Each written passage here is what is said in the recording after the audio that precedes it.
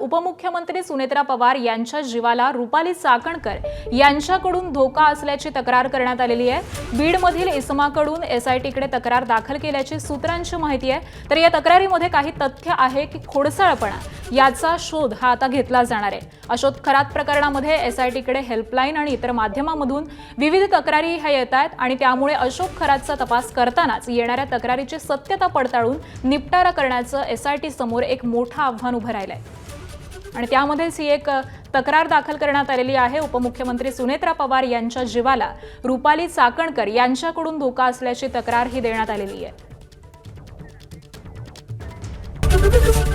ABP माझा, उघडा डोळे बघा नीट।